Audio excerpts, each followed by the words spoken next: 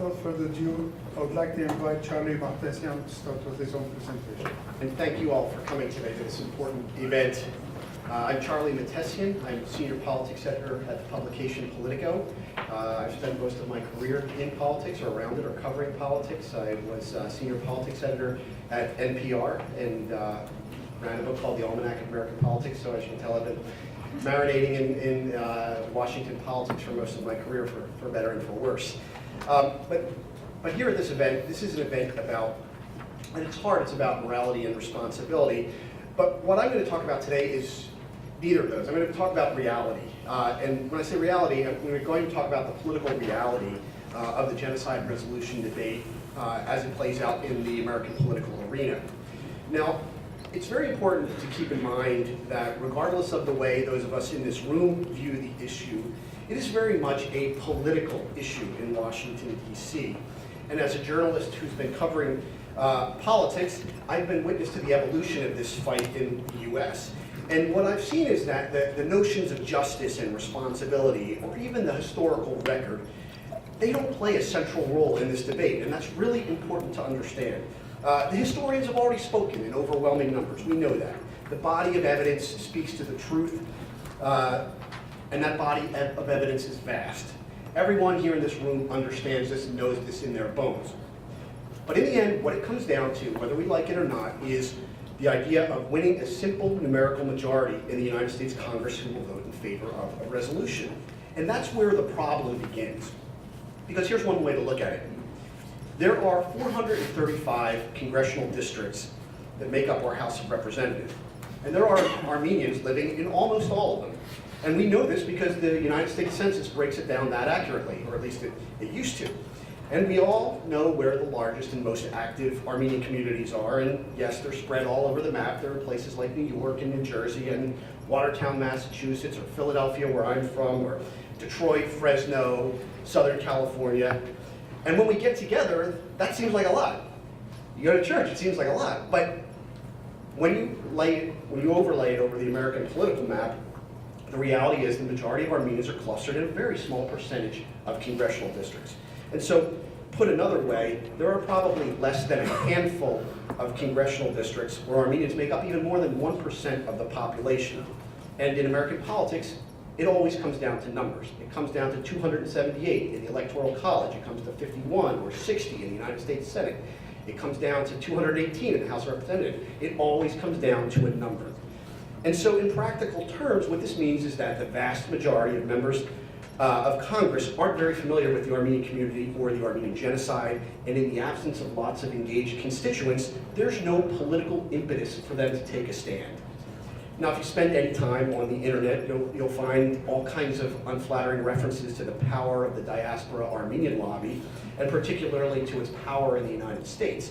And this idea, and it's widely held among genocide deniers, is that the Armenian lobby is this dark, nefarious force in American politics that's so powerful and well-financed that it distorts the debate.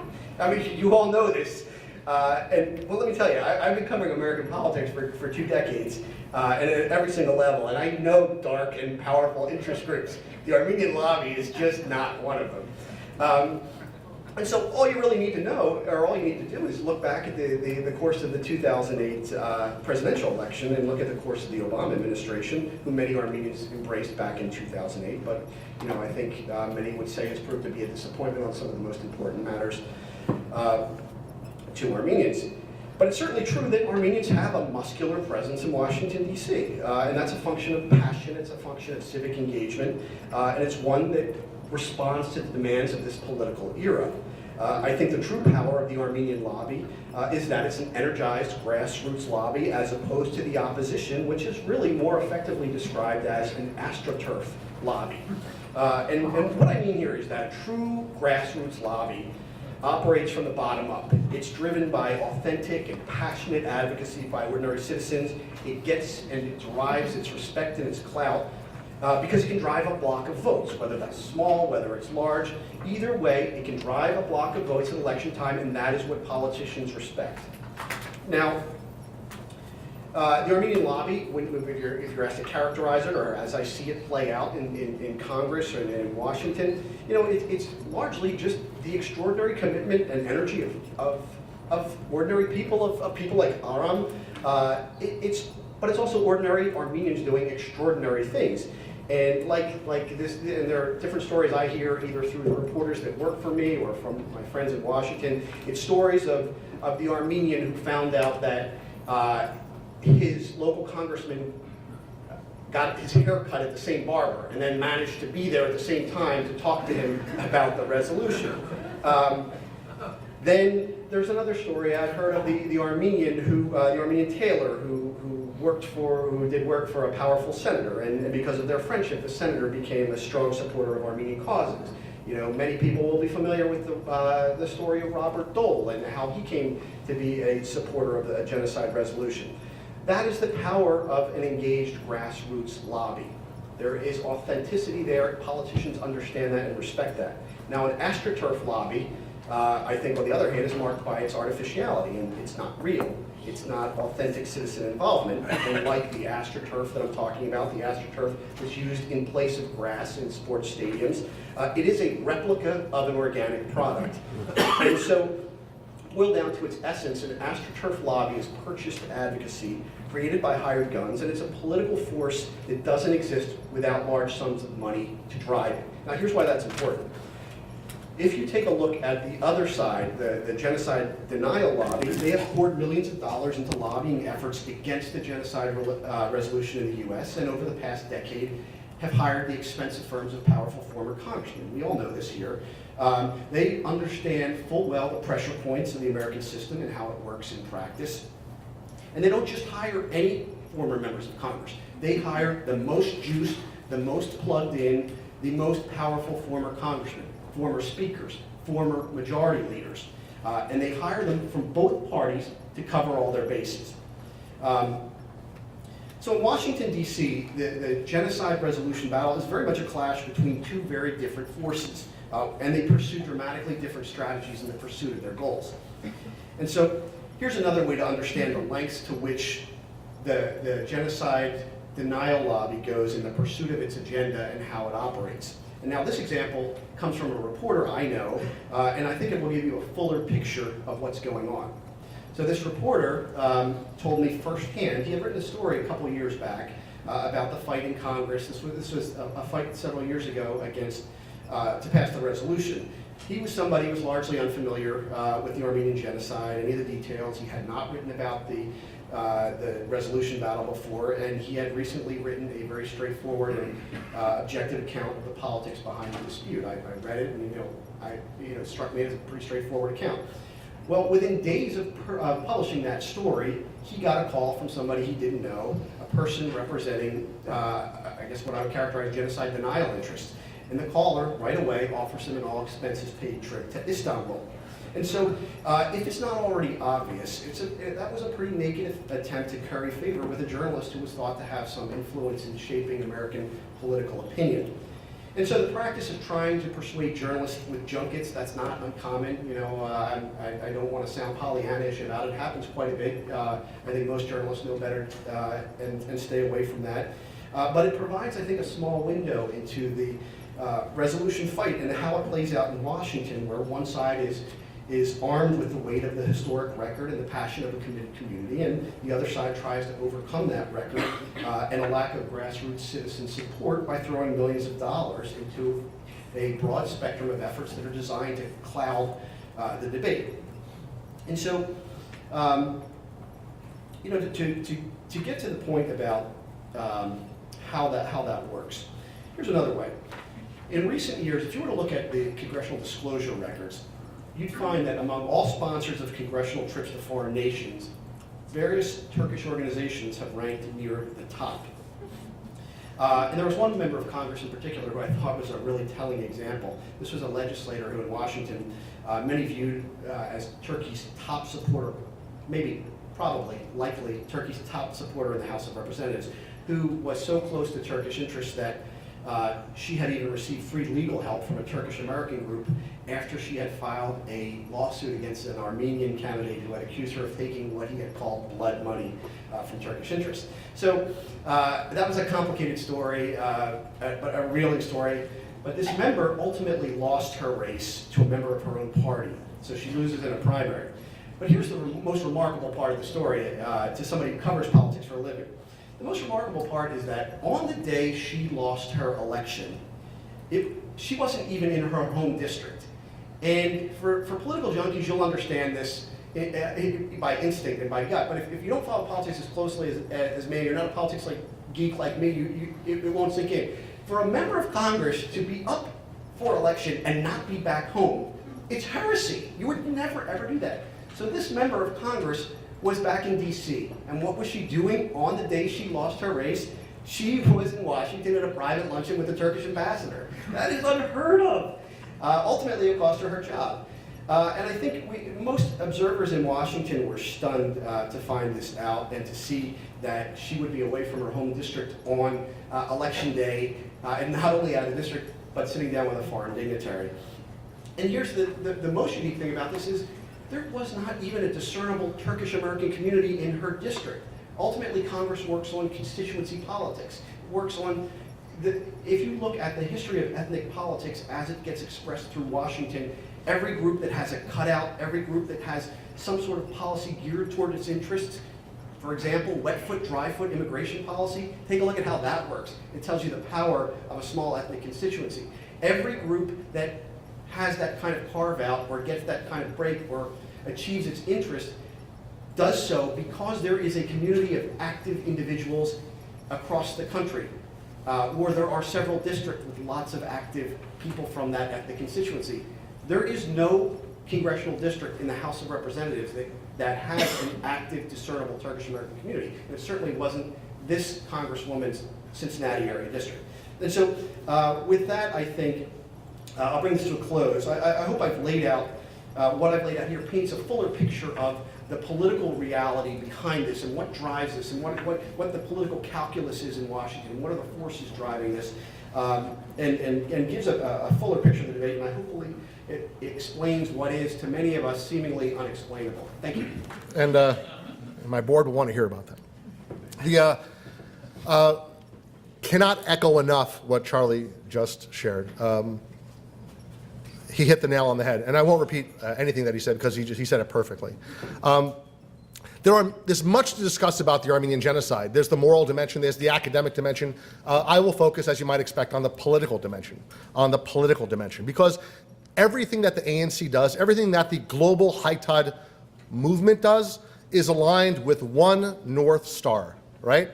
Mer Hussein Ask, right? Our North Star, which is the viability, survivability, and future of the Armenian nation. Everything that we do, every investment we make, every action we take, every little thing that we do, big things and small, all aligned with the future of the Armenian nation. Justice for the genocide is aligned with the future of the Armenian nation. A free Artsakh is aligned with the Armenian nation. A secure, prosperous, and democratic Armenia contributes to the future of the Armenian nation. That's the prize. That's why we're in this game. There's many other reasons as an Armenian. I grew up in New York City. I prayed at St. Illuminators, later moved to Jersey. The moral dimension, the family dimension, these are profoundly important things, but those are our things, right? But when we take our cause to the world, it becomes political. And as Charlie said, it's a vastly asymmetrical political battle. A vastly asymmetrical political battle. And he's right when he says that the facts, as much as we embrace them, they don't really matter that much, right? The historical record, as much as we think it's important, doesn't matter that much. The morality of our cause, as much as we think it should matter, in politics, it very often does not. There are a lot of dimensions to the political side of things. And if you really want to boil down the genocide issue, the reason it's not something that we just pray about or mourn over, right, is because there's been an active effort to deny the crime, to deny the truth, and to obstruct justice, right? And we fight that. We fight that denial. We fight it for a number of reasons. The first, I think, is just I guess as humans, as moral creatures, right? It's just offensive to us that a crime of this sort can be committed with impunity and denied without consequence.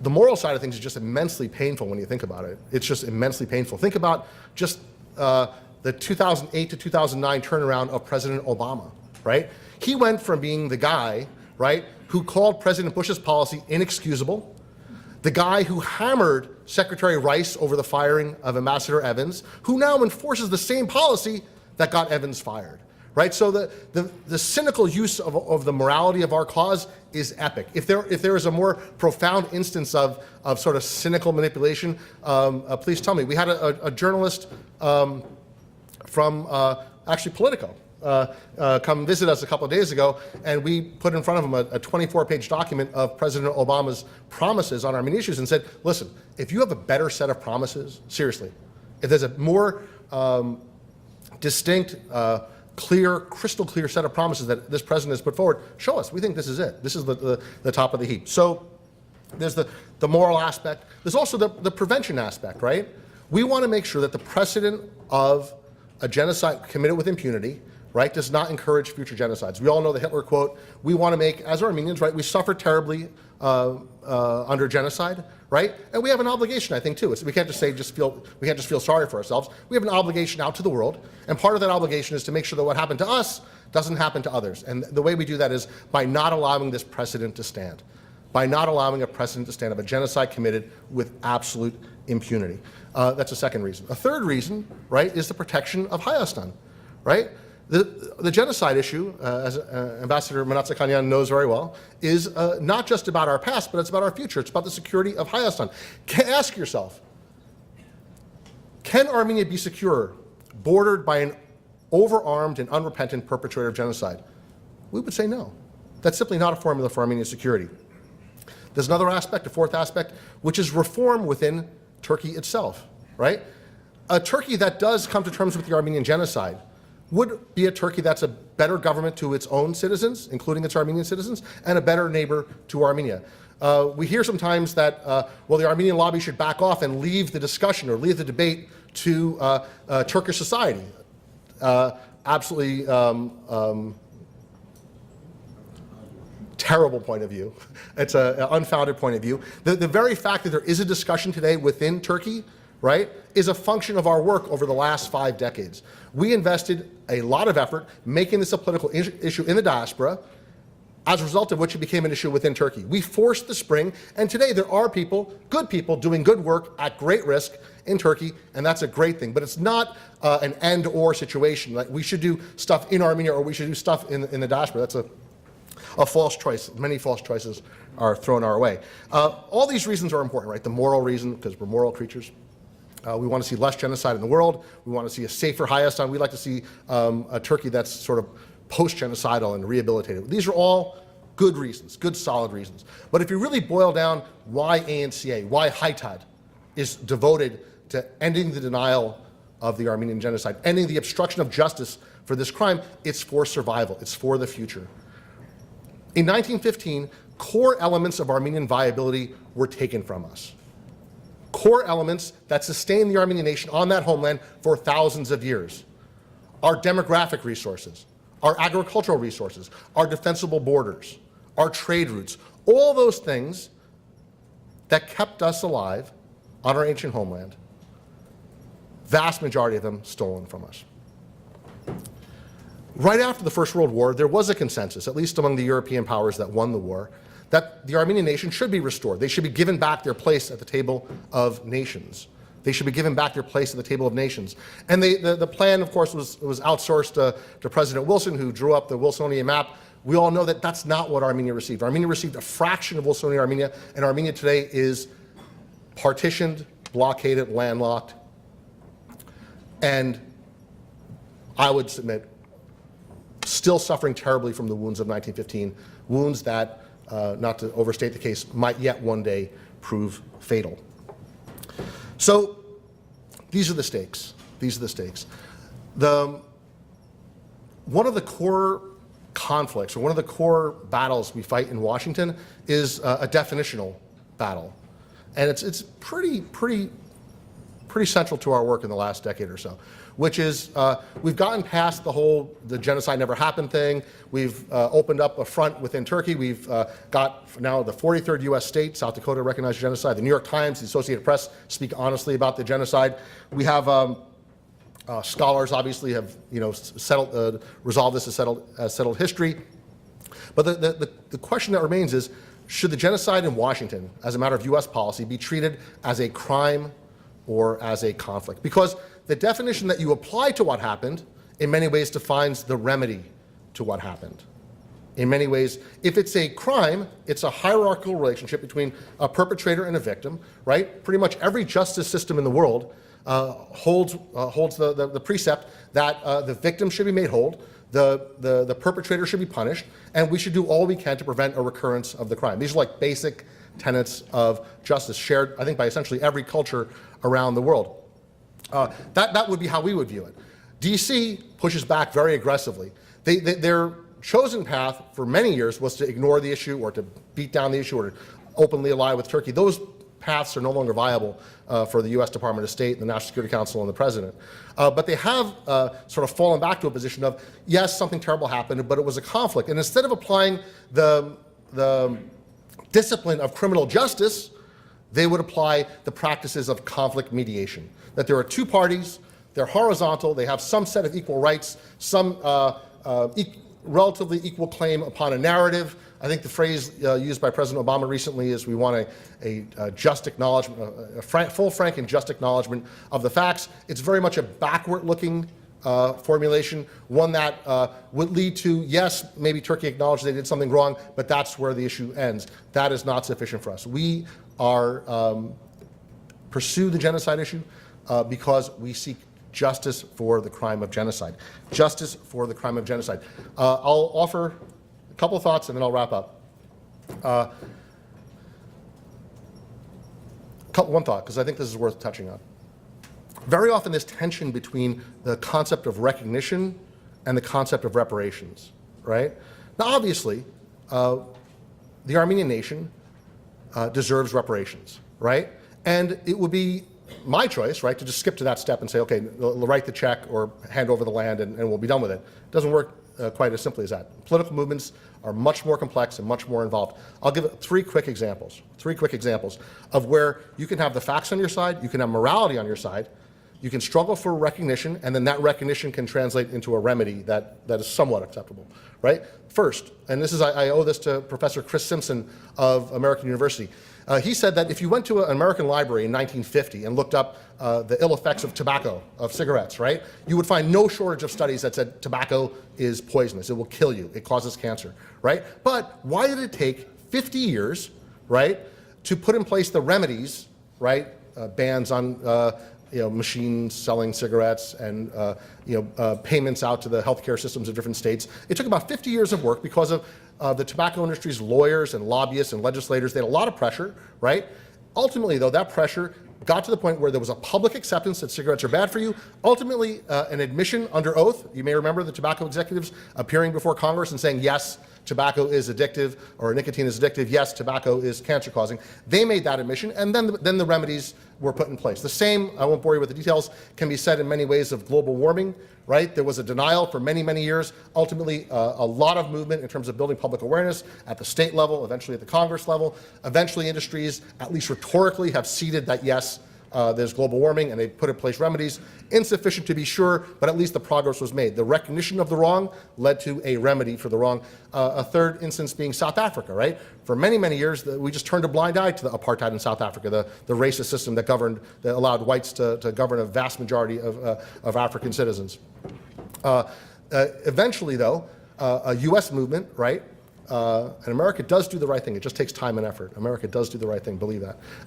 But eventually a movement that pushed the U.S. administration to back off and to isolate South Africa eventually worked, right? And it got, first there was a recognition that what's happening there is wrong, then there were remedies in terms of what types of investments the U.S. can make, and eventually the South African regime felt it wasn't sustainable to continue without the support of the West that they had banked on. We have no such ambitions regarding Turkey. We're not into regime change, but we are into policy change when it comes to Turkey. So I share all this to say that there is a very powerful connection between a movement toward recognition and a movement for reparations. One tends to follow the other. I'm going to dispense with a few other points I want to make because I know I've probably run too long, but I will close with a thought. And all the details you can backfill by visiting our Facebook page or our Twitter account or our website. There's a lot of ANC content out there. But when we think about the genocide issue, right? When we think about the genocide issue, we want the truth. We want the truth. But not truth just for the sake of truth, right?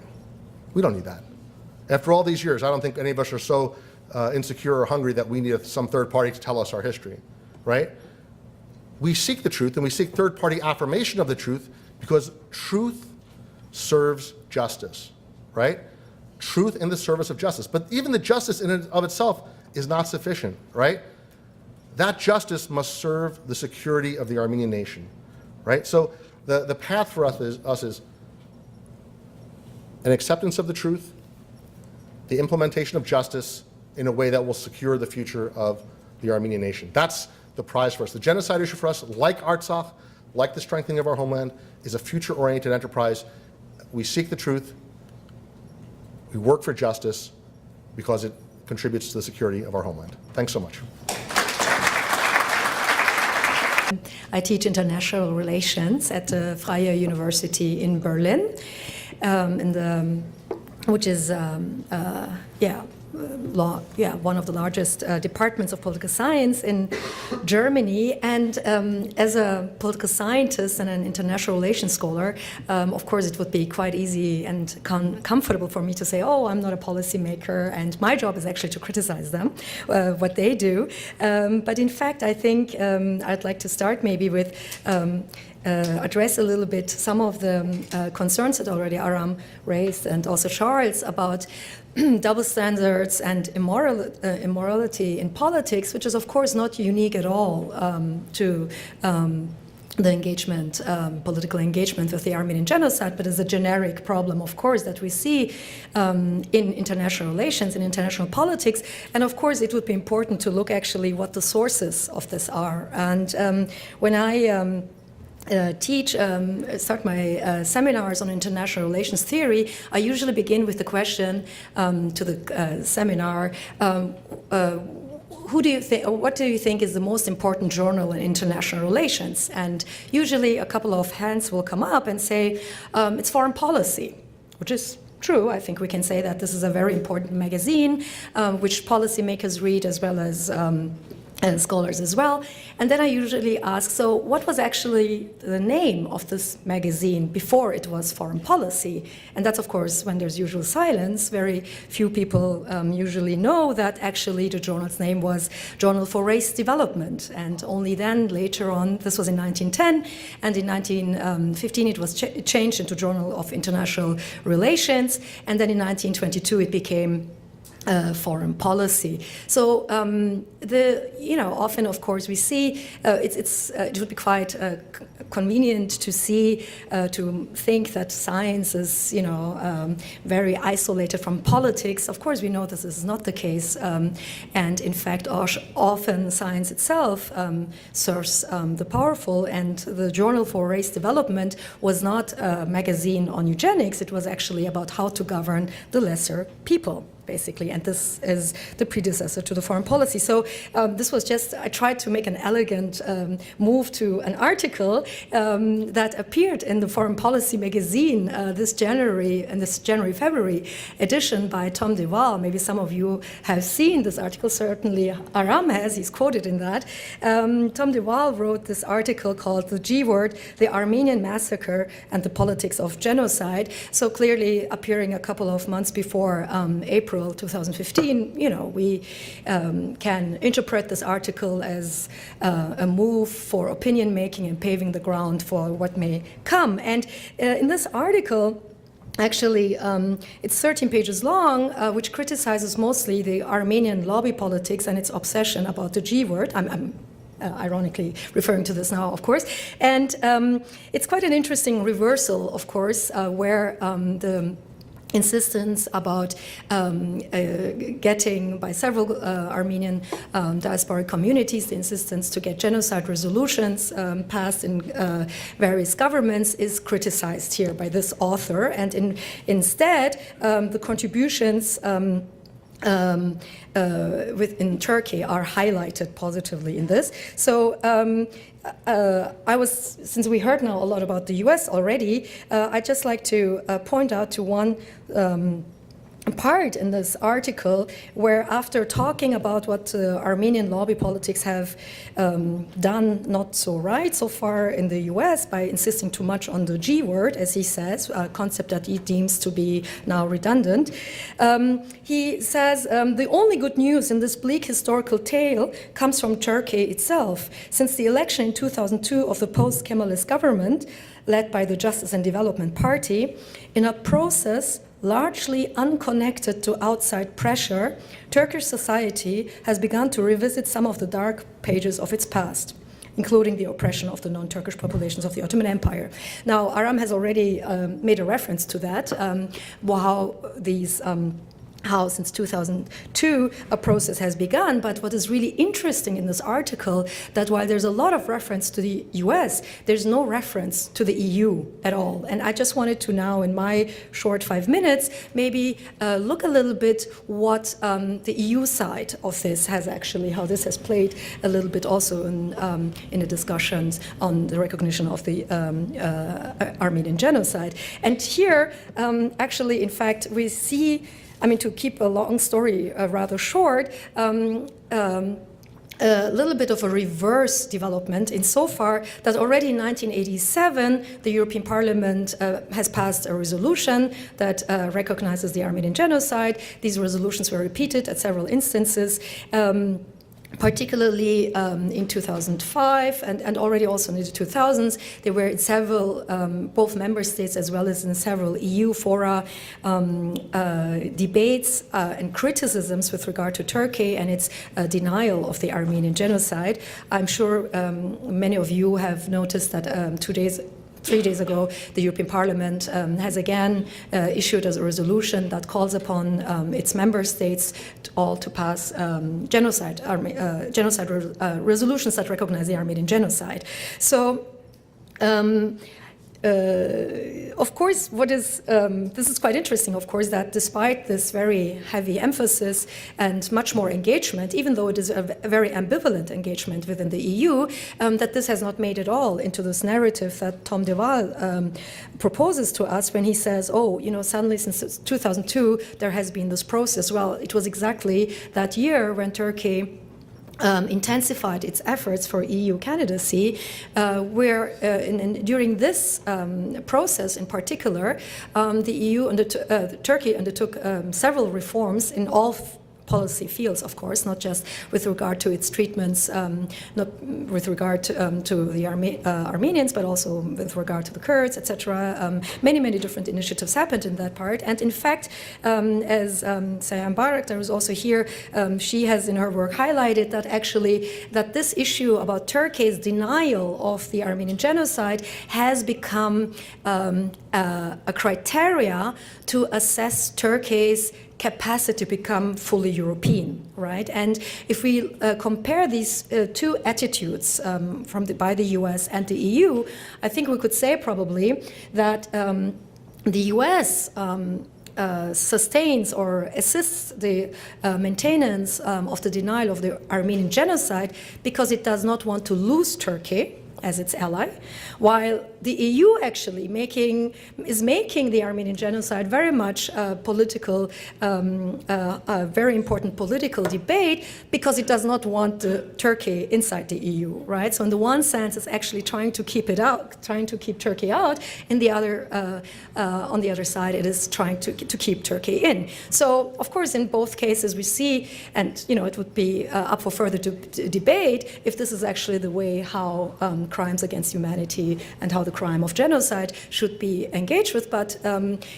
if we look at the many different debates that have occurred both within the EU as well as in different EU member states, we see that the notion and the importance of Turkish leverage comes up over and over again, and that even in the EU, where there's also a very large Armenian diaspora, immigrants in France who are living there are facing exactly the same obstacles and issues, of course, sometimes also in a different way, but after all, this contestation, on the one hand, there's a large Turkish minority, for instance, in Germany, and one of the debates, for instance, in Turkey often have been how to address the Armenian genocide, also in history books in Germany, in order so that the Turkish minority, the Turkish immigrants, are not upset, the children, so that the sensitivities of the Turkish community is taken into account. So in that way, again, even in Germany, you have a discussion that looks very much to trying to find a way to deal with this issue without causing too much political harm for itself and its relations with Turkey. So, of course, they're in various different countries, very different. There are, of course, different attitudes. But I think one of the issues that have highlighted this quite a lot is the recent development in Switzerland, where the Armenian community wanted to erect a memorial in gratitude towards the Swiss, the Swiss engagement with the Armenian genocide, and it was actually the Swiss Foreign Ministry now that has actually objected to this. It was a monument that should have been erected next to the UN building, and just like as it has been in other cases as well, not just with regard to the Armenian genocide, but also in similar instances regarding Kurdish politics, the interests with the Turkish government have weighted way too much, and it's still being debated if the monument is going to be erected at all. So in that regard,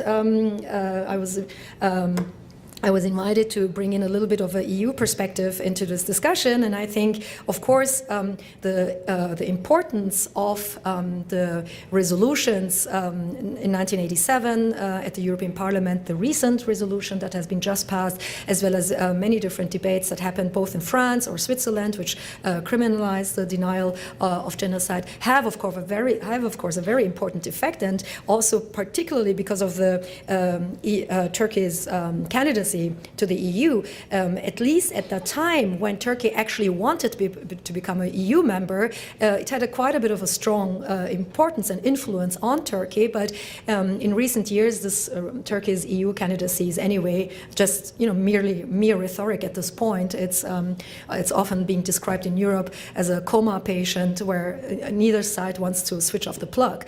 And with that, of course, the situation has led to the circumstance that that the EU itself has lost leverage on Turkey, and if you look at the recent reports that the EU compiles with regard to Turkey, you see that the treatment of the Armenian minority, or the issue about confronting the past, plays much less prominence than it used to be in the 90s, for instance, or in the early 2000s. So in that regard, I think even though the double standards and hypocrisy with regard to that we see within U.S. policy circles is certainly cannot be reduced to this, not to here at all, but in fact actually applies very much also to the engagement within Europe. But I would say it's a very much at the heart of politics itself. So we probably have to address questions that go beyond just merely policy. Thank you. Thank you again for having me. It's a great opportunity to be here, and honoured to be here with such a distinguished panel on such an important event and important year as well. So I just want to first by starting to talk about my own experiences of why I actually joined the Global Centre. I first started learning about the Armenian Genocide during my time living in Lebanon about 5 years ago. The experience of listening to stories from the Armenian diaspora living in Boja-Barajne area of Beirut was one of the reasons that inspired me to work in the field of genocide and mass atrocity prevention. Another reason stems from my experiences of visiting the Sabra Shatia Palestinian camps in South Beirut. In 1982, over a 2-day period, extremists from a right-wing militia brutally slaughtered approximately 2,000 men, women, and children. I remember speaking to survivors of that day, who to this day as well keep asking the same question: where was the world in our hour of need? Where was the UN? I heard similar refrains from victims of the Rwandan genocide as well as from Srebrenica when I visited their capitals over the past year. In order to understand how governments treat genocide and related issues, I would like to use my time to talk about the development of the responsibility to protect norm and to discuss genocide prevention more broadly as well, and what efforts have been taken at the UN Secretariat as well as at governments across the world. By offering a perspective outside of the Armenian context and focusing on the contemporary, I hope to further our thinking and understanding on how to deal with issues relating to historical and criminal accountability. Genocide scholars often say the importance and note the importance of learning about the past to understand the present. I also believe the inverse is true. Understanding the present can help us recognize the past as well. So what is the responsibility to protect? Following the dark days of the 1990s, when the UN proved to be impotent in the face of genocides in Rwanda in 1994 and Srebrenica a year later, there was a need for a new way of understanding how sovereignty works. There was a need for a recommitment to ending mass atrocities and fulfilling the never again mantra. Prompted by the former UN Secretary General Kofi Annan and funded by the Canadian government, in 2001, the ISIS Commission, led by Gareth Evans and Mohammed Sanoun, developed the concept of the responsibility to protect, often known by its abbreviation R2P. The responsibility to protect focuses on 4 atrocity crimes and 3 pillars. The 4 crimes: genocide, war crimes, ethnic cleansing, and crimes against humanity. In relation to the Armenian Genocide, it's worth noting that on May 24, 1915, France, Great Britain, and the United States issued a joint statement explicitly charging for the first time ever another government of committing a crime against humanity. So how is the norm being implemented at the UN, and how does this illustrate the work governments are doing on genocide in general? Let me start with the UN Secretariat. In April 2004, 10 years after the Rwandan genocide, former UN Secretary General Kofi Annan launched his action plan to prevent genocide, which included the establishment of the Office of the Special Advisor on the Prevention of Genocide. In light of the tragedies we witnessed in the 1990s and the inability of the UN to prevent them and the indifference of the international community to halt them, this move certainly constituted a structural innovation within the UN architecture. The current Secretary General, Ban Ki-moon, sought to create a separate position for the responsibility to protect, and in 2008, Dr. Ed Luck was appointed as the first special advisor on R2P.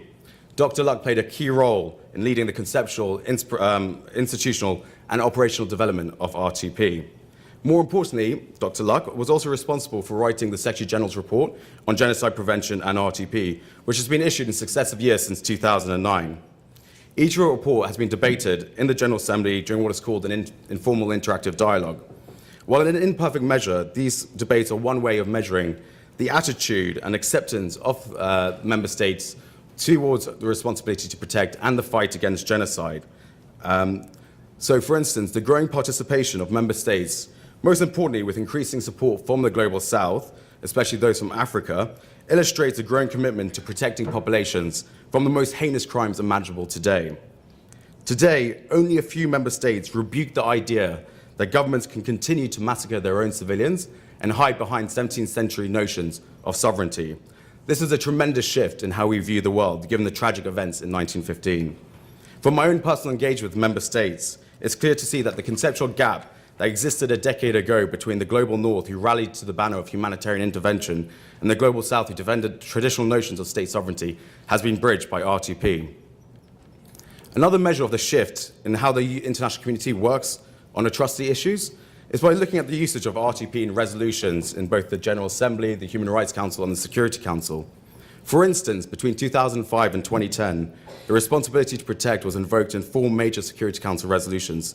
Today, over 31 Security Council resolutions reference R2P and the need to prevent or halt genocides. This includes a resolution adopted last year, which authorized the establishment of a peacekeeping operation in Central African Republic, which, in my eyes, certainly averted a genocide there. There's also growing consensus that we can see in the resolutions on the importance of ending impunity, calling for accountability, and countering genocide denialism as well. From the United States Atrocity Prevention Board to the Ghana's National Peace Council, States are also getting better at consolidating domestic structures. In addition, across regions and continents, we have seen the development of state-led communities of commitment, most notably the global network of RTP focal points, which now encompasses 43 member states. These include diverse states from the Democratic Republic of Congo, Cote d'Ivoire, Guatemala, Australia, Netherlands, to name a few. I understand that Armenia is yet to appoint a focal point, but I hope they do so soon. So from the debates and from the usage and resolutions in the various UN organs, we can see the growing prioritization and mainstreaming of atrocity prevention by governments. R2P played an important role in the framing of the international community's response to the crisis in Kenya. It played a decisive role in stopping genocides in Cote d'Ivoire and Libya in 2011. So I just want to take a quick time out just to kind of look at a few case examples to see what we actually are doing around genocide prevention, and then seeing how that relates to recognition of the Armenian genocide as well. So let me start by talking about Sudan and Darfur, which was actually took place, the genocide there, before the adoption of R2P in 2005. So by the autumn of 2003, hundreds of thousands of villagers in Darfur were fleeing attacks orchestrated by the government of Sudan. The UN humanitarian coordinator stated that over 600,000 people had become displaced by such attacks. At the same time, the government of Sudan prevented humanitarian organizations from reaching affected populations. The UN Security Council could have asked for a briefing on Darfur. They could have issued a presidential statement or adopted a resolution condemning the action and calling for it to stop. This didn't happen, and the situation in Darfur today is a direct consequence of the Council's failure to take more timely action to protect hundreds of thousands of people and prevent a genocide.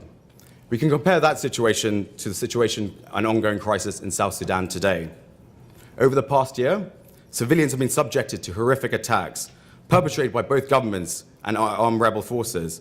Acts such as mass extrajudicial killings, ethnic targeting, widespread sexual violence, the recruitment of child soldiers, acts which, in my eyes, constitute possible crimes against humanity. How did the international community respond? Well, in keeping with the Secretary General's Human Rights Up Front initiative, the UN mission in South Sudan opened up their gates and allowed 100,000 people to seek refuge. This is in stark contrast to how we failed in Srebrenica and Rwanda 20 years earlier. While atrocities continue to occur in South Sudan, while it's not necessarily a success story, it's fair to say the rapid action taken by the UN and the Security Council helped to avert a possible genocide and even greater bloodshed. I think the culture around preventing mass atrocities is being taken more seriously by a number of states. For example, I go back to Kenya. In 2008, a disputed election resulted in ethnic violence that killed 1,133 people and again displaced over 650,000 people.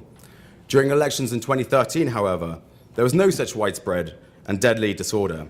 In between, there were 5 years of local, national, regional, and international investment in both structural and proximate prevention. These preventive measures covered everything from constitutional change to security sector reform and local peace-building initiatives. The international community, including the US government through USAID and the State Department, played key roles in assisting the Kenyan government in upholding its responsibility to protect. Again, with relation to the Armenian genocide, one of our greatest challenges today is regarding the fight against impunity. The ICC, the International Criminal Court, is still the most important institutional development in the historic battle against impunity, and it is, to quote its chief prosecutor, the legal arm of the responsibility to protect. We need to strengthen the ICC because, as proven again and again, that ending impunity for past crimes is one of the most effective tools for preventing their occurrence. Impunity begets impunity. Atrocities begets further atrocities. International justice is contagious, and accountability in one country can deter potential perpetrators elsewhere. To conclude, since 2005, we've seen steady development of our responsibility to protect. Governments are more committed today to making never again reality. Our understanding of the causes of genocide are deeper. The fight against impunity and denialism is stronger than ever before. We're still on the evolutionary path, and there still will be bumps along the way. But I'm very sure that had the crimes against the Armenians taken place today, I have no doubt that there would have been a much stronger response from the international community to both recognize the crimes and also to halt them. There's still work to be done and crucial steps that we can push for. I just want to outline a few of those. We need to strengthen organs like the ICC to end impunity. And with regards to the Armenian genocide and recognition of the crimes that happened in 1915, the public have an important role to play in holding our own governments accountable and ensuring they do not subscribe to the politics of indifference, which resulted in such tragedy over 100 years ago. Academia has a crucial role to play in deepening our understanding of mass atrocities. This will help to broaden our commitment to end the commission of such crimes. It will also strengthen the political will of governments to recognize these crimes as well. It is also worth noting that the UN has yet to officially recognize the Armenian Genocide.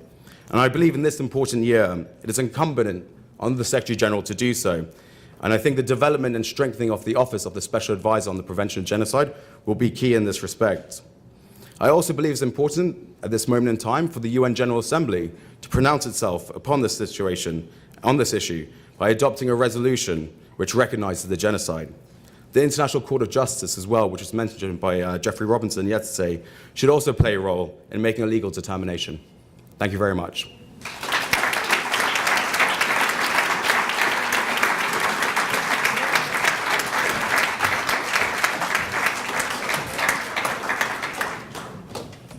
Now, that was a great panel. Would you agree? Sure.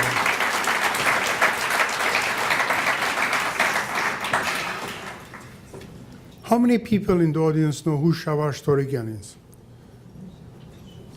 Those who don't know, I highly recommend you to get to know him. Shavash Torigyan, in the late 50s, early 60s, got his PhD from Oxford University in law, came to Beirut. I was a student at AUB. I had the great privilege of attending some of his lectures. Obviously, I was too young to understand what he was talking about. Like in 1973, he put all these lectures into a volume which is called The Armenian Question in International Law. In 74, I had a chance to read it, study it, and ever since, I believe that the Armenian genocide is a legal issue, and legal track was the most important track to follow. But as we all know, no legal issues internationally do survive in their own track. There are two other parallel tracks that run. One is the educational track, and the other one is public relations, advocacy, and so forth. If I have to do an accounting today, we have done most progress in the educational track. In the previous panel, and some more panels will show what our scholars have done. We have invested the most in the PR track, the advocacy track, and we have done very little on the legal track. Today's panel, on this panel, covered quite well, I do think, the PR and the advocacy track. And now I would like to invite the audience to ask questions, short comments. Let's make it, take what was presented today and build on it rather than otherwise. So, do you have an idea if they individually or as a group, what kind of approach or standing or attitude they have about the genocide? Or are they similar to Cem Özdemir of the Grüne Partei, who was pretty, positive for the Armenians? In fact, have been vocal, the Green Party, in this regard. Also with the other members, I think. I wouldn't. None of them has so much power in that regard as a single individual that their attitude would have a considerable role in this. However, except for one member who is no longer in parliament. In the previous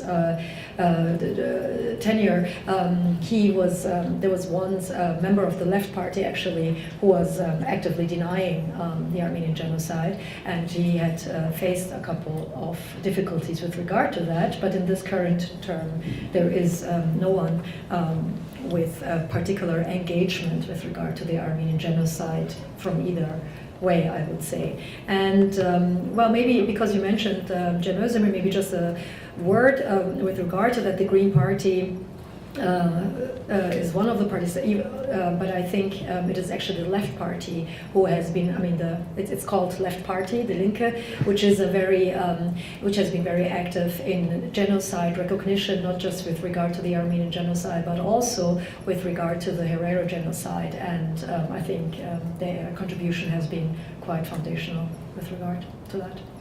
As for Mark, Shalash Torigian was also the advisor for the Kuwaiti government.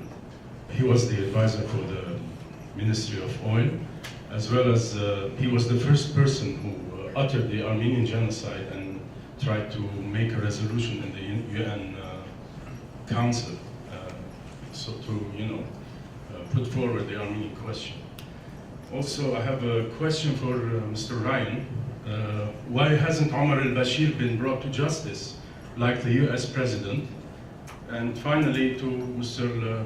Charlie, what leverage does the Armenian lobby have in, pressuring the corporate power in Washington, as well as the military lobbyists, who are always, backing the denialists? Right here in New York City, decades ago, every aspiring politician understood what was known by the 3 I's. And if you grew up in New York, probably in that area, you know that meant the 3 I's were, if you were an aspiring politician, you had to make a pilgrimage to Israel, Italy, and Ireland because of the power of those ethnic lobbies. Now, the Armenian community doesn't have that kind of size. It's not concentrated anywhere where it can have that kind of leverage.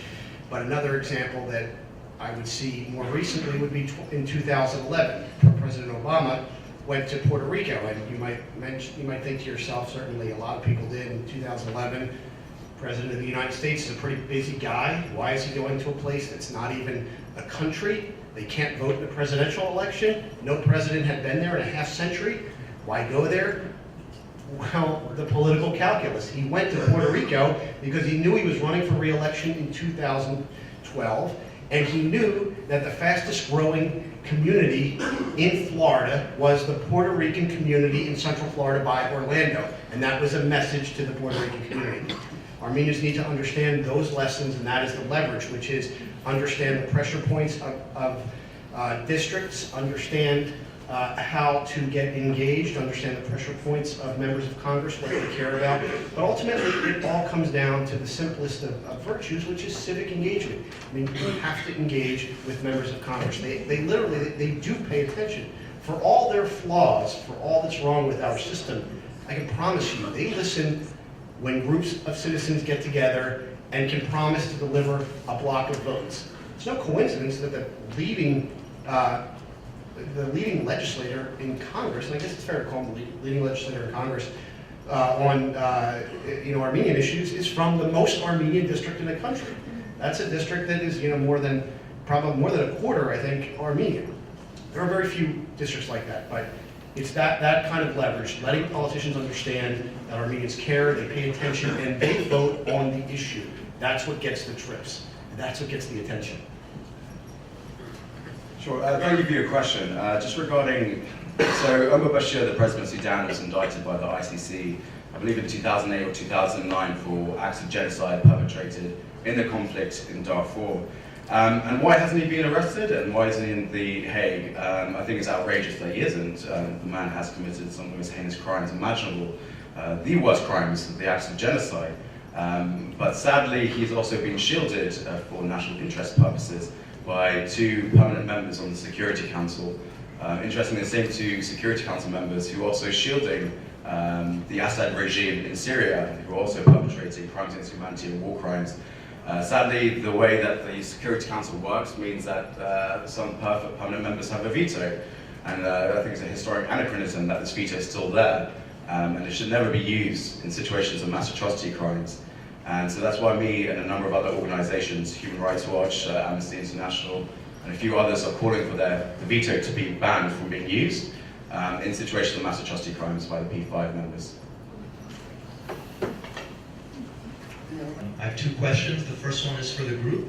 What is your reaction to Hrant Dink denouncing criminalization of Armenian genocide denial in Europe as a blow to the greater ideal of freedom of speech? And my second question is for Aram. And my question is about racism.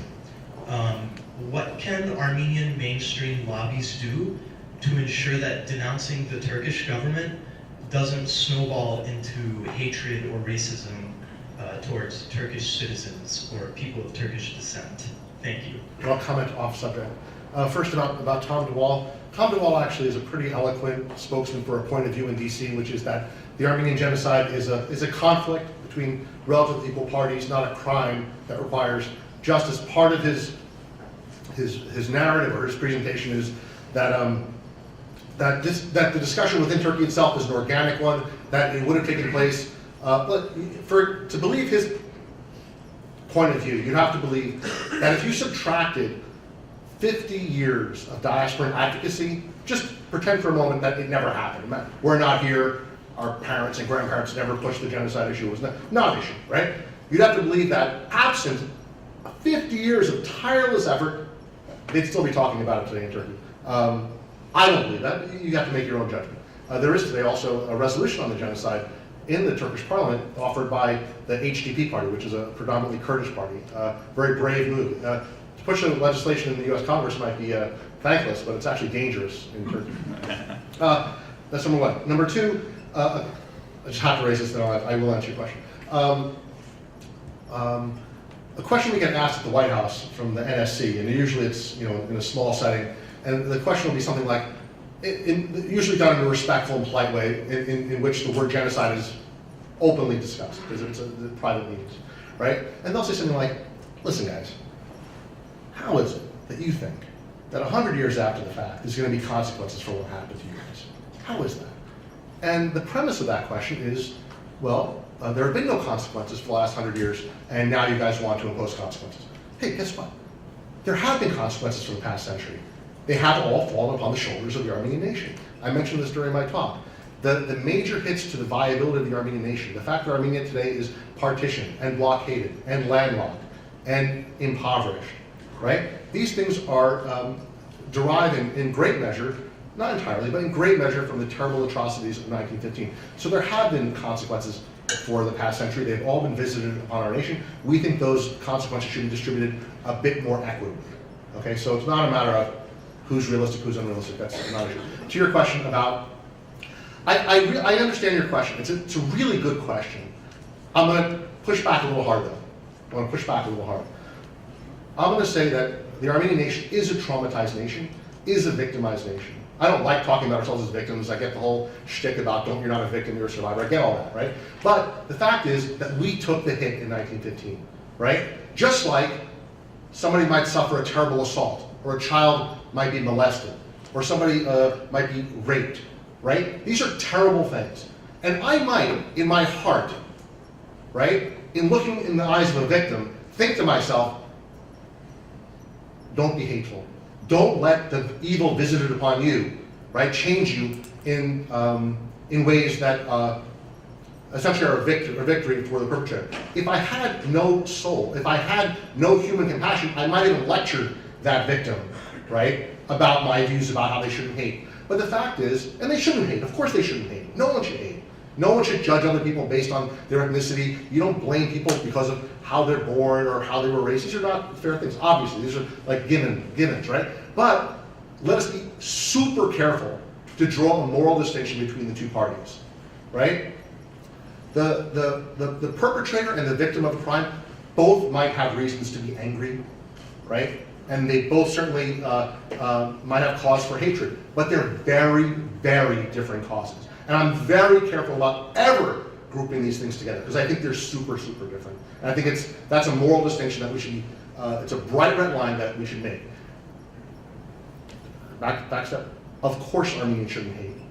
Of course Armenians shouldn't be racist. If the lesson of the genocide is anything, it's that sort of stuff is wrong and it leads to suffering in the world. But let us be clear, or I'll offer my 2 cents. There is no parity though. There is no moral equivalence between calling upon a perpetrator of a crime to not hate and calling upon the victim of a crime not to hate. They're both important, right? No one should hate, but they're very different things at a moral level, in my judgment. Mr. Chenyan mentioned the Armenian question and international law. I'd like to ask the panel, what is the downside if the Republic of Armenia, at the suggestion in the book of Mr. Jeffrey Robertson, and his suggestion was that the Republic of Armenia, as a last resort, would have to take the Republic of Turkey, which is a successor state of the Ottoman Empire, would take it to court under violation of the Article 9 of the 1948 UN Convention on the prevention and punishment of genocide. What is the downside? Would there be any repercussions, for example, Mr. Mahtesian, from the American government? You mentioned the importance of law, Mr. Chenyan. That's why I'm asking. There is certainly a part of every Armenian that believes that if we take our cause before an impartial judge, that they will look at the facts, they will study the morality, they will apply the law, and they will grant to the Armenians all that we wish. That in a perfect world, that might happen. As it turns out, the international legal system is a overwhelmingly political system. Kate Nahabedian's here, who's going to speak a little bit later, can speak to that. You might want to ask your questions about that later. But it's a very, very political system in which the powerful typically drive the process. So, sure, we should open every legal avenue, pursue every legal opportunity, but not place, I think, unrealistic hopes in the fact that the wisdom or the fairness of the world will redeem us. I'm the only woman at this panel, so I just have a suggestion to also hear female voices, female questions. Please buy Shavash Tolkien's book, read it first, and then buy Jeffrey Robertson's book and read it second. And if I have to make a comparison, it's the following. Shavash Tolkien framed the Armenian question within the Genocide Convention and so forth. As a conclusion, he also mentioned some of the handicaps that we had then. Number one, the fact that we were not an independent country, and therefore we didn't have a seat in the international forums, including the ICJ, so handicap, the biggest handicap. But beyond that, the other part was that a lot of the Genocide Convention paragraphs and so forth were not tested. But during the last 50 years or so, or 45 years, a lot of testings are going on. And as you know, legal issues do depend on precedents. And a lot of precedences are there, which is covered by Geoffrey Robertson's book, by the way. That's why Geoffrey comes in his conclusion and says that it is a good idea for the Armenians to consider the legal track and go to ICJ and make your arguments. Okay? Now there is a risk every time when you go to ICJ, because the ruling can be against you. And as you may know, okay, ICJ rules or international behavior courts are irreversible. They are unchallengeable. So it has to be properly calculated and done. I still do think that there is a major advantage to invest into that and go in there. And by the way, just to plug a little bit of commercial, towards the end of this year, I'm planning to have a series of lectures, different parts, not necessarily in Armenian circles, where basically the title of the lecture is Shavash Tolkian 1973 to Geoffrey Robertson 2015. Basically to discuss how those things did develop and how things can change over time. Thinking about policy and strategy, I too was disappointed when Obama did not fulfill his promise, but I was curious of what you thought of this possibility. What if the Armenians had just taken a full-page ad and said, "Thank you, Obama, for acknowledging the Armenian genocide," after he made the Mahtesian speech? Okay. There's a reason why every U.S. president, going back to, I guess, Bush Sr., right, dances around the word genocide. It's because the word genocide has legal meaning. It has legal meaning. It is the difference between saying, well, he hurt somebody and he killed somebody, or he committed homicide. There's a very, very focused effort to, as I mentioned earlier, to dumb down the Armenian issue, right, from a crime to a conflict. And that's precisely why the president, that's why the president avoids the word genocide. And by the way, we often will sit down with the White House on this exact subject, right? And kind of in a nervy way, they'll start the discussion by saying, and what is it that you want?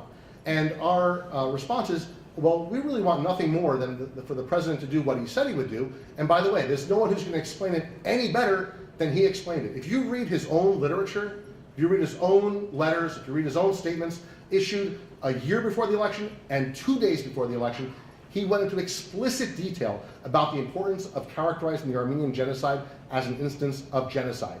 Why? A, because he thought it would get him votes, but B, because he knows that we understand the distinction, right? We can, at any given time, lower our standards and declare victory on any given issue.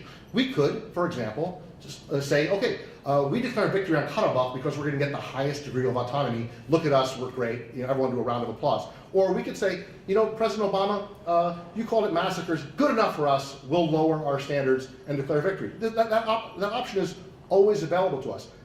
We're not stuck on the idea of people keeping promises or this sort of like this fetish of you got to do exactly what we want. But on this issue, there's a bright red line. A bright red line between crime and conflict.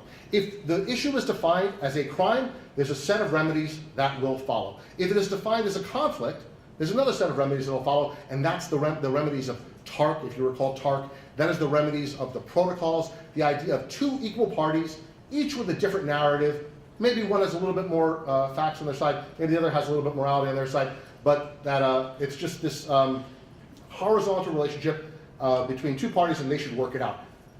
Like, set aside for a moment how cruel that is, right? Armenians were never had parity with the Turks. It's just not part of our history, right? Always a small, relatively minor, weaker nation, made all the more so as a result of genocide, right? And then the indignity added on top of that crime is that, and now you yourself, with your own voice, have to accept the dumbing down of what happened to you. That's a line that we won't see. I'll speak for the ANC and say we would not see that line to declare victory.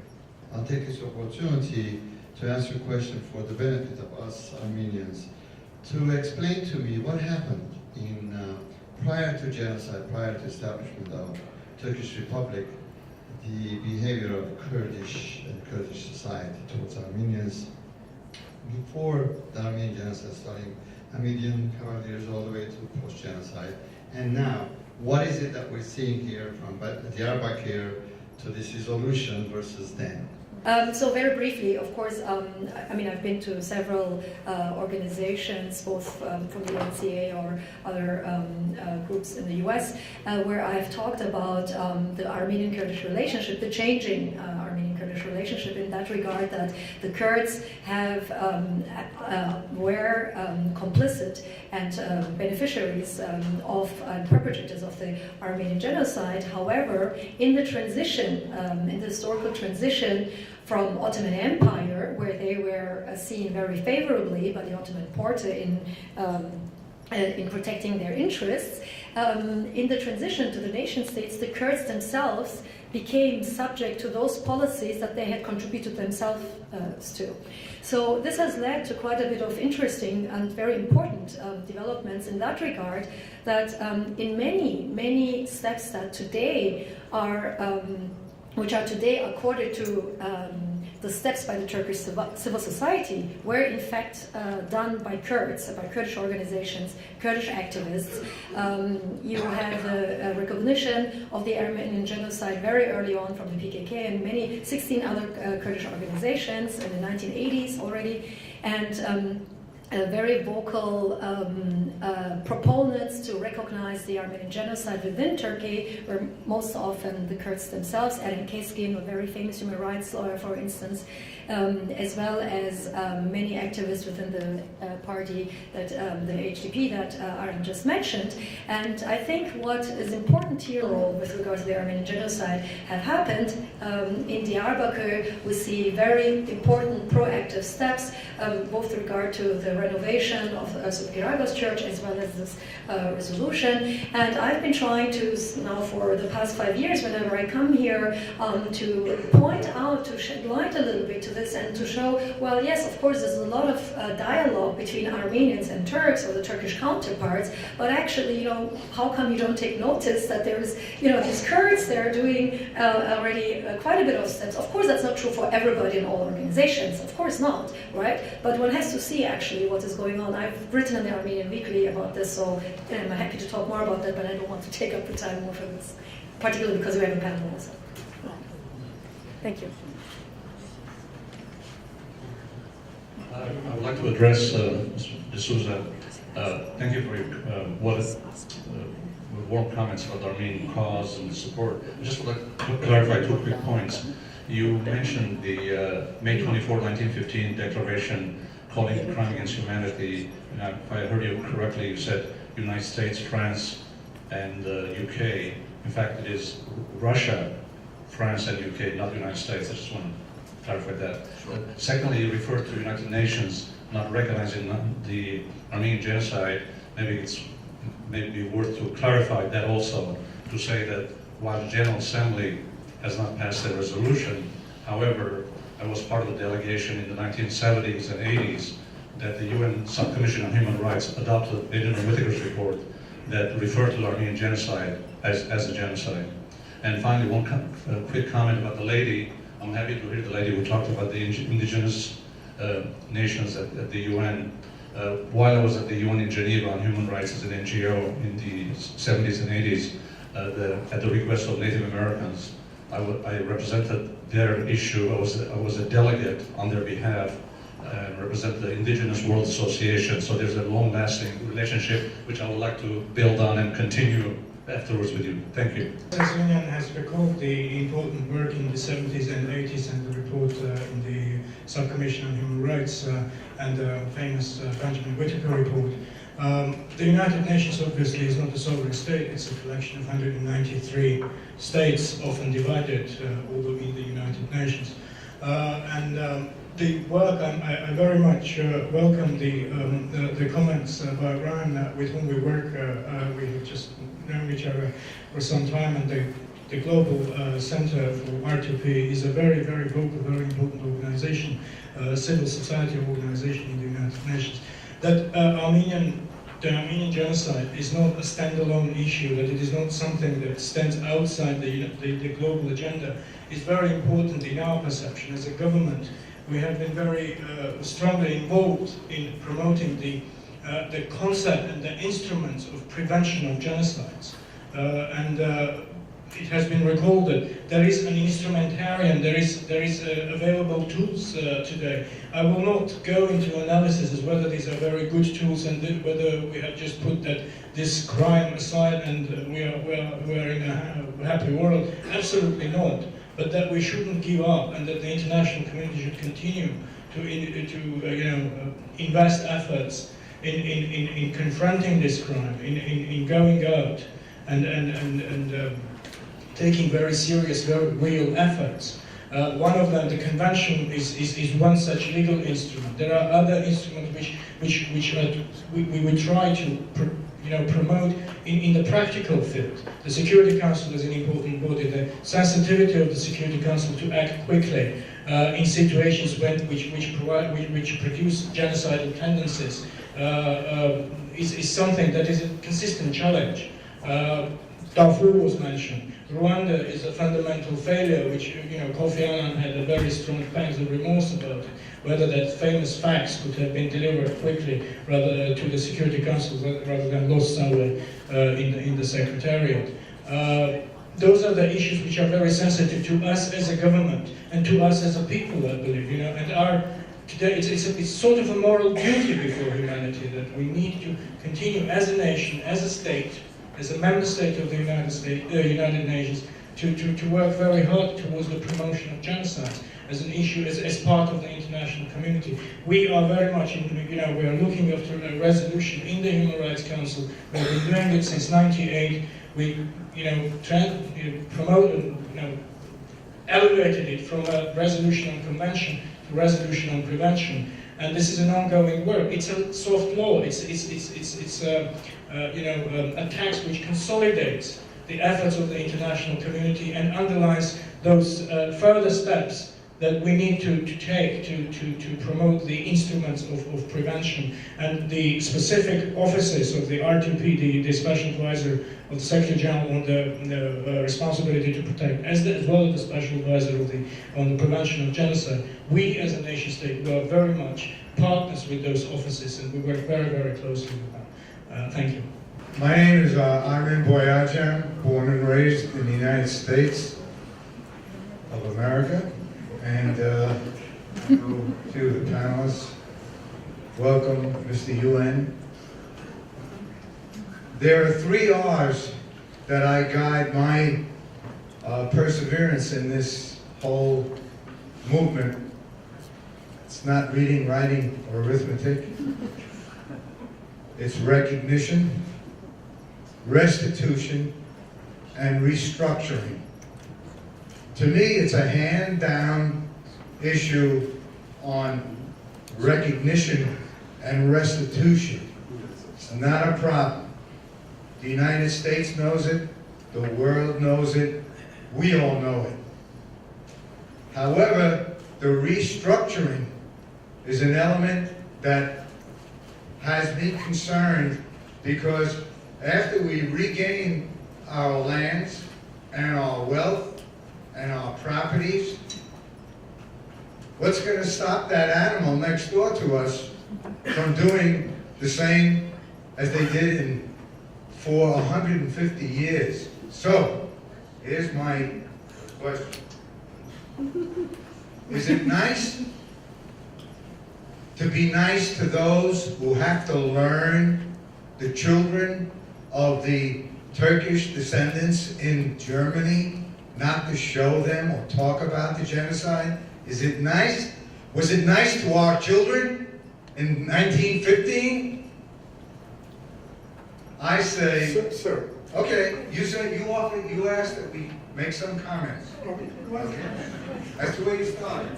Okay, you started with a comment. Okay, all right. You didn't ask the question. Here's my question. Question is there a gain if the United Nations or the United States ostracizes Turkey? Ostracize them. Fine. Existential relationship. We're not going to see a fundamental alteration of that relationship. It's simply too important. It has a NATO basis, a military basis, an oil basis. There's just too much at stake for it to be jeopardized based on our issue. Doesn't mean there's not room for progress on our issue, right? And we would say, for example, that the U.S.-Turkey relationship can sustain a truthful reckoning with the Armenian genocide. Armen, though, this is the famous Boyachan family of Ardsley, New York. I'm a huge fan of the family. And, but let me say though, there's in terms of like the meeting folks halfway, this is really a significant thing. The very much, again, the DC approach to this issue is, well, the Armenians and Turks need to sort of split the difference and meet halfway. And it's super tempting, I get it. It's very tempting to say there's 2 sides of the story, probably 50% of the truth resides on either side, and therefore each side should, suck it up and come and meet halfway. Not the case, not the case. And it's not fair to ask the Armenians to split the difference in order to resolve the issue. It's simply not fair. The history doesn't support it, morality doesn't support it. Finally, the idea, and this goes back a bit to Hrant Dink, and the idea of resolving your issues within Turkey, there's an element of cruelty also to that proposition, which is that, look, the Armenians did have a chance to make a change in that landscape. And in 1908, actually, the Armenians actually played an important role. Put down their guns, right? Got involved in the political system, were involved in reforms, helped bring about a new government, as it turns out, the Young Turk government, which in short order in Adana and eventually in 1915 turned on the Armenians and massacred them. So we did have a chance to play a role, a constructive role within that society. It was largely denied to us. Now it's being reawoken through a small community of 60,000 Armenians, but also through a broader Turkish population that little by little is coming, learning about the issues. And that's a good thing, but it's unfair to put the burden on the Armenians to somehow rehabilitate Turkey on this issue. That's not ultimately It's a good thing. It's a good thing. I'm all for it. But that's not a fair proposition to say. And Armenians, by the way, you're a tiny minority community, under the gun, under pressure. Your job now is to fix the rest of the society. I'm sorry. Yeah, I mean, maybe just, I mean, I think what another layer I also wanted to add to that, to the question before, is of course, you know, this re-invocation of Hrant Dink and this sentence really very much reminds me also how the memory of Martin Luther King has been invoked, right? You take this one, you know, I Have a Dream. I mean, it took 50 years, right, the movie Selma, to see a little bit, to go beyond this one particular perception that we had of Martin Luther King, and you take up one sentence whenever it suits also, of course, your political interest. I mean, the fact is, yes, Hrant Dink said that sentence with regard to that. That's correct, yes. He was killed after that, nevertheless. To me, this is a very, you know, this is a very tragedy and a very impossibility also that is within that, and I find it really problematic to argue. I mean, I'm not saying this to you, I'm making this reference because also within Turkey, this is very often brought up as a case, particularly also raised towards the diaspora, to say, oh, you know, look, Hrant Dink had said that, so why do you want that? I mean, I usually respond then, well, you know, there's a legacy of 4 decades of an Armenian diaspora worldwide that is fighting for genocide recognition.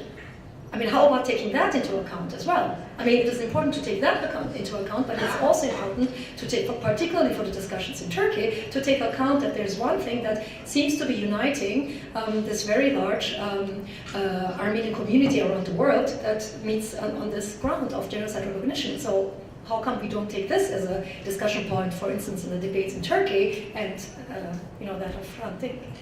I have a question concerning Aram Hamparian's mentioning of the recognition in the interest of justice and security of the Armenian nation, and with regard to the reparations, and also echoing Mr. Marchenian's emphasis on the legal path. Keeping in mind that in 1975, 1984, there were joint resolutions passed by Congress unequivocally stating that the events of 1915 was a genocide, that what happened to the Armenians was a genocide, and also that Ronald Reagan in 1981 had mentioned that was a genocide, and I believe in 96 there was a House resolution that also stated that the events are a genocide.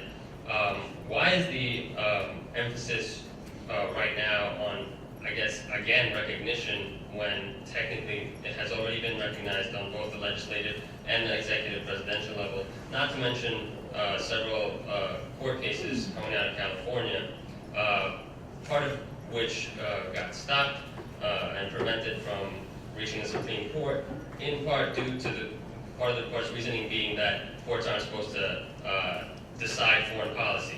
So my question is, why is the emphasis on so-called re-recognition? And also, I guess, partly directed to Mr. Charlie Mahtesian, comments on leveraging votes and the impact of, you know, citizen voices on how they influence our politicians. In your guys' opinion, why has it taken so long for our community to reach out to other communities like the Greeks, the Syrians, Kurds, etc., to influence our politicians? Thank you. The U.S. in many ways supports and sustains Turkey's ability to continue denying the genocide and obstructing justice for this crime. Turkey knows that, right, and seeks very aggressively to prevent the U.S. policy. Turkey works very hard to see U.S. complicity in their denial continue. So the distinction I'm trying to make is this, right? If there's a one-off 84 resolution or a one-off 81 Reagan statement, that's a good thing, right? But ultimately we want the recognition that leads to the type of policy and remedy that we're seeking, right? So, and as it turns out, they were not sufficient to that task. They were good. We welcome Reagan's statement. We welcome the act of Congress. But it was not sufficient such that the current president, for example, President Obama, would be today speaking honestly about the genocide. And here's the real important thing, right? And pushing Turkey in the right direction on the issue, right? As I said, the thrust of U.S. policy today is giving Turkey cover. Turkey gets that. They value it very, very highly. And that's the reason that former Speaker Dennis Hastert works for Turkey. That's the reason the former Majority Leader Dick Gephardt works for Turkey. That's the reason Fleischmann Hillier and I can't count the number of lobby firms and how much money they dump into this. They dump a lot of money into this to create a firewall, right, between their policy of complicity and the U.S. government. They want the U.S. to remain complicit. They want the U.S. to remain supportive. They fear the end of that complicity, and that's why they invest so heavily in it. So we welcome one-off recognitions, right? But it would be, I think, like for example, like ask yourself this question, right? Imagine if after 50 years of the American Cancer Society or American Lung Association lobbying for policies against smoking, right? Finally got some FDA commissioner to say, yeah, cigarettes are bad for you. Yeah, they cause cancer. They're addictive, right? And then no remedies are put in place, right? Can you imagine the American Lung Association saying, well, our work is done. Let us go home now because we've gotten the satisfaction we seek. Because we're so politically immature that a one-off rhetorical statement tossed our way, crumbs off the table, will suffice. Of course not. The reason you want the recognition is so that the remedies can be put in place. We got recognitions. We hit some high points in the 80s on certain issues. And if you actually review the legislative history, there's actually some others in the 90s and 2000s where we got into the end zone on a couple of issues.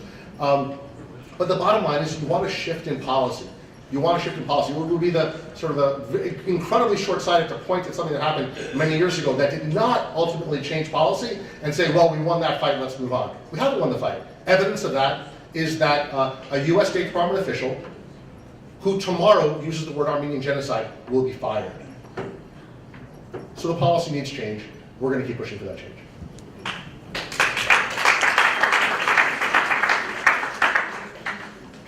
Hi, thank you very much to the panelists, first of all. I would like to raise the point of the geopolitical implications of Turkish denial, which people don't really talk about, and especially, the foreign policy hawks in Congress don't really seem to recognize either. And perhaps this touches upon that gentleman's comment about what is to be gained from pressing Turkey on this issue.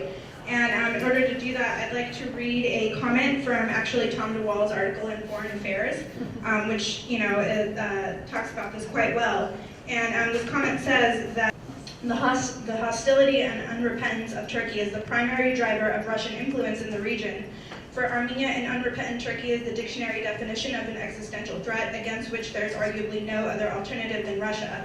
The Armenian Genocide and Turkish repentance is not solely or even primarily a historical matter. It is a fundamental driver of today's geopolitics in an area of the globe replete with key U.S. and Western interests. The time has come for Turkey to stop threatening and tormenting the world and to start engaging this issue and its consequences in earnest.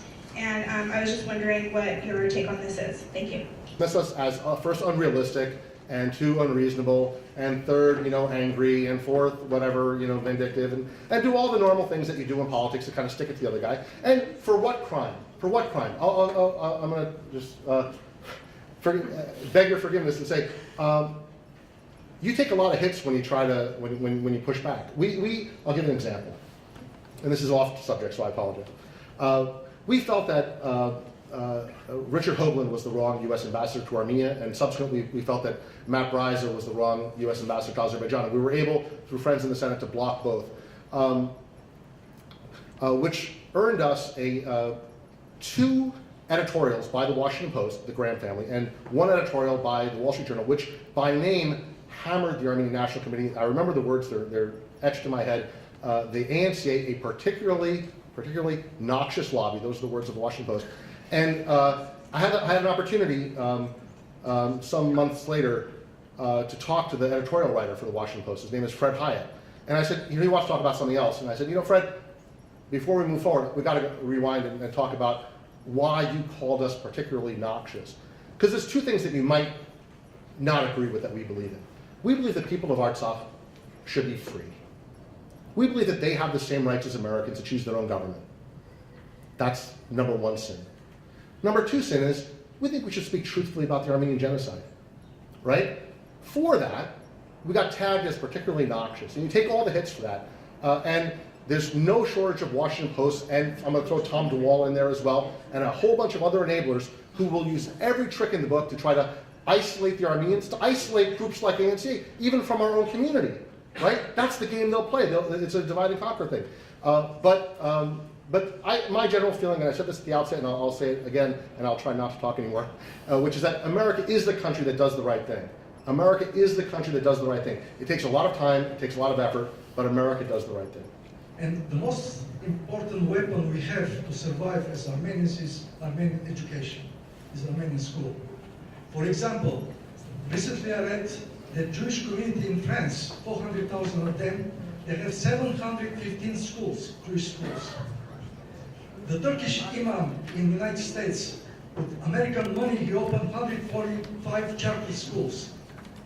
So the problem is, we should work in that direction. We always rely on others to do our job. If we have next generation Armenians, we got our revenge. Okay, thank you. I'd like to point out a point and then ask a question particular to Mr. D'Souza. I mean, the Syrian Armenian population was the first community formed after the 1915 genocide. The Syrian Armenians are the immediate descendants of survivors and victims of the genocide. And yet, it seems like 4 years into the Syrian conflict, after 50% of the Syrian population have become de facto refugees, after numerous churches, including the Genocide Memorial Church in Deir Zur was destroyed, and the Raqqa Church was transformed into an ISIS preaching site, after all of those events, all the plight that has been subjected on the Syrian Armenians, it seems like think tanks, human rights groups, humanitarian organizations even, and policymakers have completely neglected the crisis that has come upon the Syrian Armenians. So when we're talking about policy or the effectiveness or the failure of policy in terms of the genocide that happened 100 years ago, I want to ask you, what is your take? Why has the international community and all sorts of think tanks and human rights groups have neglected the plight of Syrian Armenians today? Again, conscious, shocking, and egregious on a very widespread and systematic level. Both those perpetrated by ISIL and other groups as well. Again, the Syria conflict is probably the most difficult of our times to find and address and protect civilians there. Again, I don't want to go back to the UN, but it is really how the Security Council has really blocked any action to do anything. But I can assure you that human rights groups like myself continue to talk about the persecution of minorities and the existential threat that they face today as well. On that note, I just want to quickly as well just welcome the movements by the US government to protect persecuted minorities, and we can see that language now in resolutions being passed in the Security Council. It's a little bit too late. Being Christian myself, it's also very disappointing, but don't worry, we are listening and we understand the difficulties that are facing the Armenian Christian community in Syria today.